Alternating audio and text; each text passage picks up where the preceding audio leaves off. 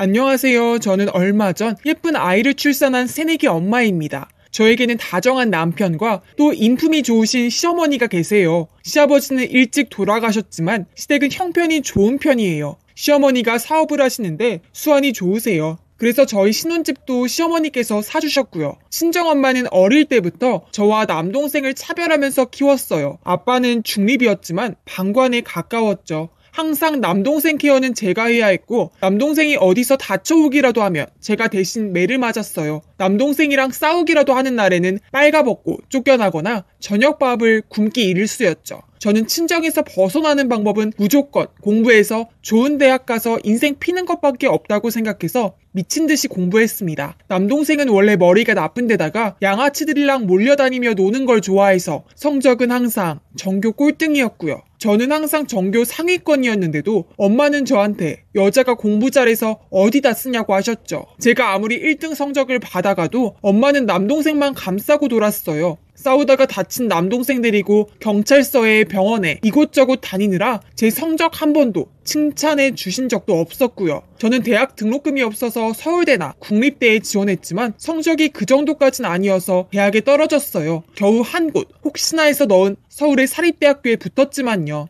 문제는 등록금이 너무 비쌌다는 거예요. 저는 명문대 붙으면 등록금 정도는 엄마가 내주실 줄 알았는데 그 돈으로 남동생 공부시키겠다고 돈 없다고 하대요. 다행히 아빠께서 몰래 입학금을 내주셨어요. 나머지는 장학금에 밤낮 과외 알바를 해서 등록금을 벌었네요. 다행히 제가 명문대에서도 높은 학과여서 과외만 해도 큰 돈을 벌 수 있었거든요. 제가 등록금 달란 소리 없이 대학을 다니니까 엄마가 제가 과외에서 돈 버는 걸 알아채고 돈 내놓으라고 엄청 난리를 쳤어요. 아빠가 입학금 내준 걸 알고는 이자까지 붙여서 갚으라고. 돈은 아빠가 내줬는데 엄마한테 돈을 갚으라고요. 엄마의 닭달에 저는 과외하며 용돈 벌고 집에도 보태느라 휴학과 복학을 반복하면서 6년 만에 대학을 겨우 졸업했어요. 대학 졸업 후 제 지도 교수님께서 저를 지인의 회사에 추천서를 써주셔서 좋은 취업 자리를 받았어요. 그리고 거기서 만난 제 사수와 사랑에 빠졌죠. 제 사수인 남자대리는 저와는 다르게 좋은 집안에서 사랑만 받고 자란 남자였어요. 1년 정도 사귀었을 때 결혼 얘기를 하면서 자기의 비밀을 말하더라고요. 사실은 우리가 다니는 회사 회장의 외손주였던 거예요.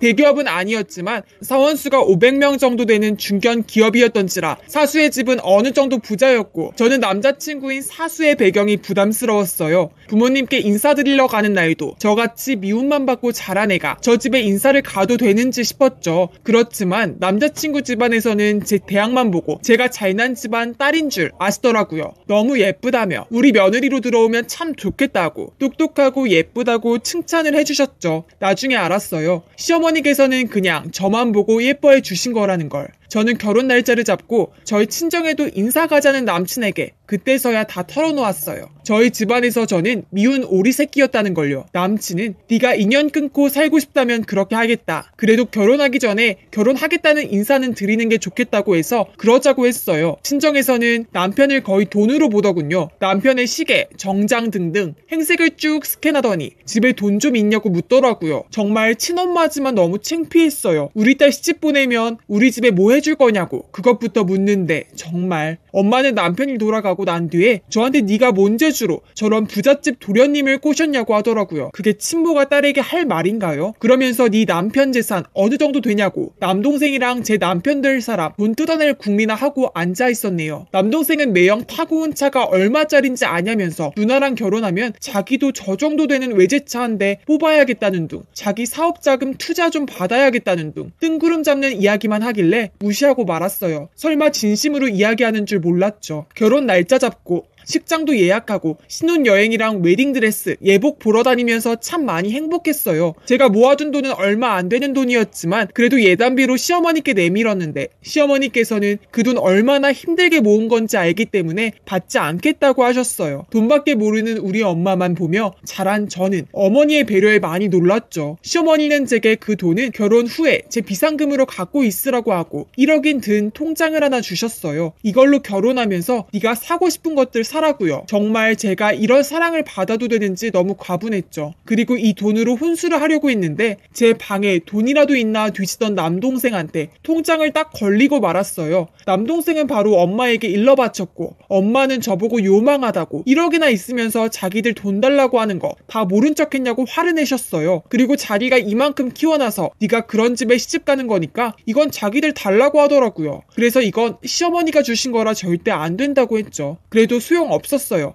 그래서 저도 혼수는 해가야 하니 5천만 주겠다고 했네요. 그러니 저더러 싸가지 없다고 하면서 5천만 원은 낼름 받아갔어요. 그런데 그걸로도 끝이 아니었네요. 저 몰래 남친에게 결혼 얘기 상의하자고 남친을 불러내서 친정집 리모델링 해달라, 김치 냉장고 사달라, 별별 삥을 다 뜯었더라고요. 나중에 안 거지만요. 남친은 그래도 장모님이니까 좋은 마음으로 해달라는 것들 다 사줬다고 하네요. 저는 나중에야 듣고 그런 걸 왜 해주냐고, 내가 5천만 원이나 주고 왔는데 저는 그런 짓 하지 말라고 화를 냈네요. 남친은 잘못한 것도 없었는데 말이에요. 아무튼 시어머니가 마련해주신 고급 아파트에 들어가 신혼살림을 차리고 저는 친정에는 가급적 가지 않았고 남편과 시어머니 사랑만 받으며 행복하게 결혼 생활을 했어요. 엄마랑 못 해본 것들 시어머니랑 하면서 엄마와 딸처럼 지냈고요. 어머니랑 호텔 사우나도 같이 가고 마사지도 받고 백화점에서 봄옷, 여름옷도 같이 쇼핑하고 온갖 보석들, 금부츠까지 예쁘다며 저에게 다 사주셨고 한 번도 먹어본 적 없는 귀한 음식들까지 절 데리고 다니시며 사주셨어요. 딸이 갖고 싶었는데 이제 소원 풀었다고 하시면서 부담 갖지 말라고 하시는 시어머니가 진짜 엄마 같았죠. 그 사이 저는 소중한 첫 아이를 임신했습니다. 임신 소식을 시어머니께 제일 먼저 알렸어요. 시어머니는 정말 친정엄마처럼 기뻐하시면서 또 걱정을 하셨어요. 임신 출산은 여자 몸에 참 안 좋은 거라면서 우리 며느리 힘들어서 어쩌나 하시더라고요. 그러면서 임신 축하한다고 튼튼하다는 외제차 한 대를 선물해 주셨네요. 그리고 집에 돌아오니 식탁 위에 또 다른 자동차 계약서가 놓여있는 게 아니겠어요? 남편에게 이게 뭐냐고 하니 말을 안 해요. 느낌이 안 좋았죠. 저는 바로 친정에게 전화 걸어서 차 샀냐고 난리를 쳤어요. 그러니 너무 뻔뻔스레 당연히 받을 만하니까 받은 거라고 나오더라고요. 알고 보니 제가 시어머니 만나고 있을 동안 제 남편 회사의 남동생이랑 친정엄마가 찾아가 차 한 대 뽑아달라고 괴롭힌 모양이에요. 남편은 남들 보는 눈도 있고 하도 졸라대서 바로 가서 차를 계약했다고 해요. 그것도 외제차를요. 기가 막혀서 이제 저 집 식구들한테 단 한 푼도 안 줘도 된다고 했어요. 나는 저 집에 살면서 이만큼 해줄 정도로 받은 것도 없다. 이제 그만하라고요. 제가 너무 심각하게 말하면서 울기까지 하니까 남편은 그제서야 자기가 미안하다고, 너 편하게 해주려고 그런 건데 네가 그렇게 싫으면 더는 친정에 지원하지 않겠다고 이렇게 다 일단락 되는 줄 알았어요. 저는 유산기가 있어서 임신 초기에는 집에서 거의 누워만 있었어요. 가사 도우미 이모가 집안일을 해주고 저는 아리가 혹시라도 유산될까봐 아무것도 못하고 아무데도 못 나가고 있었는데요. 친정 식구들이 갑자기 저희 집에 들이닥쳤네요. 아랫배가 땡땡 뭉친 제가 힘겨워하는 걸 본체 만체 하면서 남동생 걱정부터 하는 친정엄마.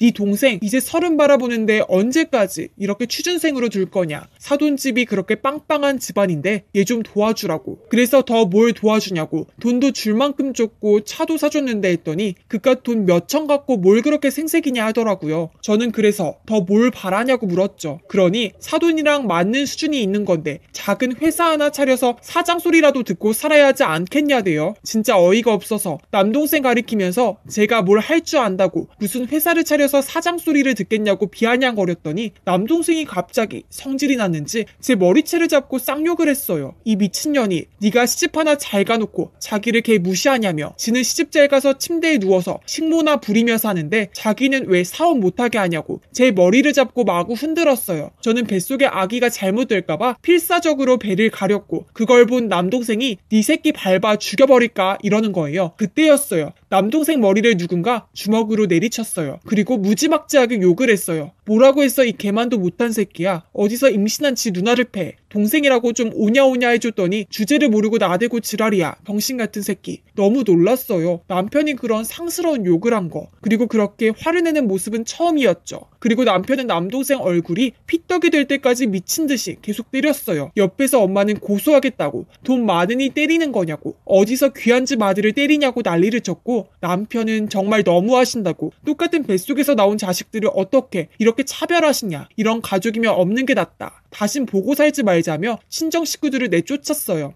저는 바로 응급실로 갔고 아기의 상태를 확인했어요. 다행히 아기는 별 이상이 없었고 남편을 보며 꺼이꺼이 울었어요. 미안하다고. 이런 거지 같은 집안에서 태어나서 미안하고 창피하다고요. 시어머니도 얘기를 들으셨는지 어느새 제 옆에 와 계셨어요. 시어머니는 두 번 다신 그 집안이랑 얽히지 않고 살자고 하셨고 남편은 남동생에게 계약해준 차도 사람을 시켜서 바로 가져왔네요. 남동생이 자기 차를 왜 뺏어가냐며 신고하겠다고 발악을 했다지만 계약자가 남편이어서 소용없을 거라네요. 그리고 남편은 저희 집에 방법용으로 있는 홈카메라를 경찰과 담당 변호사한테 보냈고 진단서도 뗐어요. 그 집 식구들 접근 금지 요청을 할 생각으로요. 그게 다 몇 달 전 얘기네요. 친정 식구들은 제가 준 돈은 벌써 남동생이 노름으로 다 날려먹었고요. 저는 시어머니 사시는 집에 들어와서 마음 편히 산후조리를 하고 있어요. 이 집은 친정에서도 몰라 안전하네요. 시어머니와 남편이 저를 지켜주지 않았더라면 저랑 제 아기는 지금쯤 어떻게 됐을지, 어릴 때는 사랑받지 못했던 거 이제 와서 이렇게 큰 사랑으로 보답받는구나 싶네요. 그래서 남편과 시어머니께 더 잘할 생각이에요. 앞으로 저희 네 식구가 행복하게 살 수 있겠죠?